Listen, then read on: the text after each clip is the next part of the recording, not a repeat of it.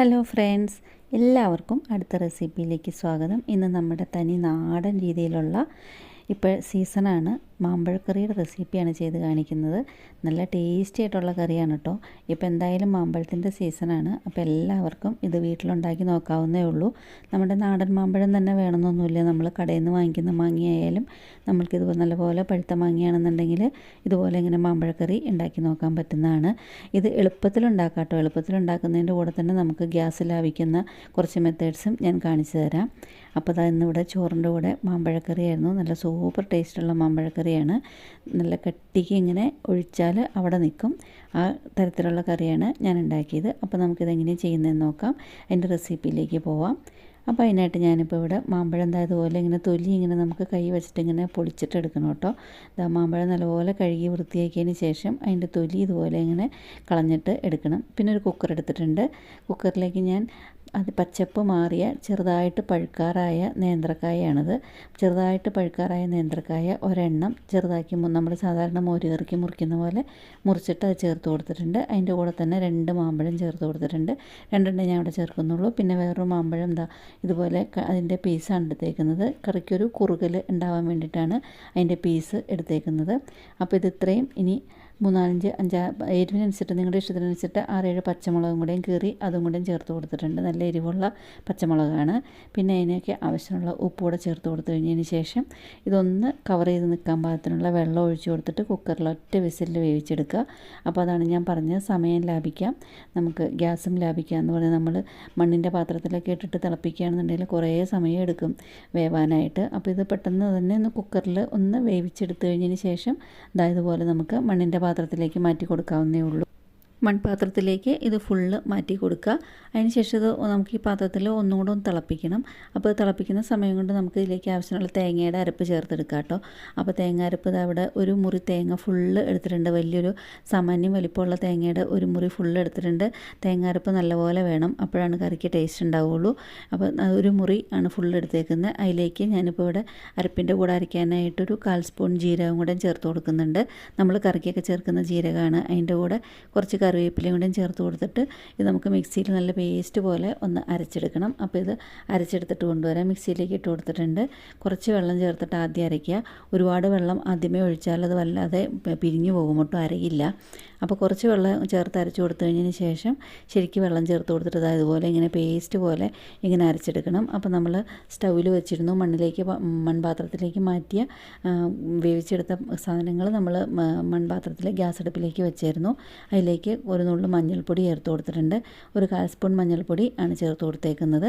പിന്നെ അതിലേക്ക് അതുപോലെ തന്നെ നിങ്ങൾക്ക് ഇഷ്ടമുണ്ടെന്നുണ്ടെങ്കിൽ മാത്രം ഒരു 2-3 നുള്ള് മുളക് പൊടിയോടെ ചേർത്ത് കൊടുക്കാം. നമ്മൾ പച്ചമുളക് ചേർത്ത് വേവിച്ചേക്കുന്നതാണ്, വേണമെന്നുണ്ടെങ്കിൽ മാത്രം ചേർത്ത് കൊടുത്താൽ മതി. 2 നുള്ള് മുളക് പൊടിയോടെ ഞാനിവിടെ ചേർത്ത് കൊടുത്തിട്ടുണ്ട്. ഇത് ശരിക്കൊന്ന് മിക്സ് ചെയ്യുക. ശരിക്ക് ചൂടായി വന്നതിന് ശേഷം മാത്രമേ നമുക്കിതിലേക്ക് തേങ്ങാരപ്പ് ചേർക്കാൻ പാടുള്ളൂ. അപ്പോൾ അതുകൊണ്ട് ശരിക്കൊന്ന് മിക്സ് ചെയ്ത് ചൂടാക്കുക. ശരിക്കും ചൂടായി കഴിഞ്ഞ് കഴിയുമ്പോൾ നമ്മൾ മിക്സിയിൽ അരച്ച് വെച്ചിരിക്കുന്ന തേങ്ങാരപ്പോടെ ചേർത്ത് കൊടുത്തിട്ടുണ്ട്. അതിന് ശേഷം ഇതൊന്ന് മിക്സ് ചെയ്യണം. ശരിക്കും ഇത് മിക്സ് ചെയ്ത് കഴിഞ്ഞതിന് ശേഷം തേങ്ങാരപ്പിൻ്റെ പച്ചച്ചുവ പോകുന്നവരേക്ക് ഇതൊന്ന് ചൂടാവണം കേട്ടോ. നല്ലപോലെ ഒന്ന് ചൂടായാൽ മാത്രം മതി, വല്ലാതെ തിളയ്ക്കേണ്ട ആവശ്യമില്ല. അപ്പോൾ ഇത് ശരിക്കും നല്ലപോലെ ഒന്ന് ചൂടായി കഴിഞ്ഞ് കഴിയുമ്പം നമുക്കത് ഫ്ലെയിം ഓഫ് ചെയ്ത് കഴിഞ്ഞിട്ട് വേണം നമ്മൾക്ക് മോര് ചേർത്ത് കൊടുക്കാനായിട്ട്. അപ്പോൾ ഞാൻ തേങ്ങ അരച്ച മിക്സിയിൽ തന്നെയാണ് എടുക്കുന്നത്. നിങ്ങൾക്ക് കഴുകണമെന്നുണ്ടെങ്കിൽ കഴുകിയിട്ടെടുക്കാം. അല്ലെങ്കിൽ ആ തേങ്ങ അരപ്പെല്ലാം അതുപോലെ വേസ്റ്റായി പോകാതിരിക്കാൻ വേണ്ടിയിട്ടാണ് ഞാൻ അതിലേക്ക് തന്നെ അധികം പുളിയില്ലാത്ത 1 കപ്പ് തൈര് ഒഴിച്ചു കൊടുത്തിട്ടുണ്ട്. അതിലേക്ക് 2-3 സ്പൂൺ വെള്ളം കൂടെ ചേർത്ത് കൊടുത്തിട്ട് അത് ശരിക്കും ഒന്ന് ബീറ്റ് ചെയ്തെടുത്തിട്ടുണ്ട്. അപ്പോൾ ഇത് ബീറ്റ് ചെയ്തെടുത്ത് കഴിഞ്ഞതിന് ശേഷം നമുക്കിത് ഫ്ലെയിം ഓഫ് ചെയ്ത് വെച്ചേക്കുന്ന മോര് കറിയിലേക്ക് ഇത് ഒഴിച്ചു കൊടുക്കുകയാണ്. ഫ്ലെയിം ഓഫ് ചെയ്ത് വെച്ചേക്കുന്ന കറിയിലേക്ക് ഇത് മോര് ഒഴിച്ചു കൊടുത്തിട്ടുണ്ട്. അതിന് ശേഷം ഇതൊന്ന് മിക്സ് ചെയ്യണം. ഫ്ലെയിം തിളച്ചുകൊണ്ടിരിക്കുമ്പം ഇതിലേക്ക് ഒഴിക്കരുത്. ഫ്ലെയിം ഓഫ് ചെയ്ത് കഴിഞ്ഞതിന് ശേഷം മാത്രം ഒഴിക്കുക, അല്ലെങ്കിൽ ചിലപ്പോൾ മോര് പിരിഞ്ഞു പോകും. അപ്പോൾ അതുകൊണ്ടാണ് ഇത് ഫ്ലെയിം ഓഫ് ചെയ്ത് കഴിഞ്ഞതിന് ശേഷം മാത്രം ഒഴിച്ചു കൊടുക്കുക.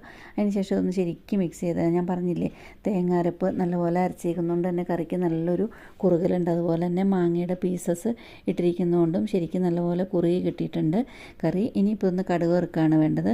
കടുക് വറുക്കുമ്പം വെളിച്ചെണ്ണയിൽ വേണം കടുക് വറുക്കാനായിട്ട്. മോരുകറി ആയതുകൊണ്ട് തന്നെ വെളിച്ചെണ്ണയിലൊരു 2 ടേബിൾ സ്പൂൺ വെളിച്ചെണ്ണ ഒഴിച്ചു കൊടുത്തിട്ടുണ്ട്.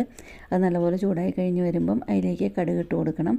കടുക് ശരിക്ക് ഒന്ന് നല്ലപോലെ ഫുള്ള് കടുക് കഴിഞ്ഞിട്ട് വേണം ബാക്കിയുള്ള സാധനങ്ങൾ ചേർത്ത് കൊടുക്കാനായിട്ട്. അപ്പോൾ അതാ കടുക് ഇട്ട് കൊടുത്തിട്ടുണ്ട്. കടുക് കഴിഞ്ഞ് കഴിയുമ്പം അതിലേക്ക് ബാക്കി സാധനങ്ങൾ ചേർത്ത് കൊടുക്കുക. കടുക് ശരിക്കും പൊട്ടാതെ അതിലേക്ക് വേറെ സാധനങ്ങൾ ചേർത്ത് കൊടുത്താൽ അപ്പോൾ കടുക് ചിലപ്പോൾ കടിക്കും.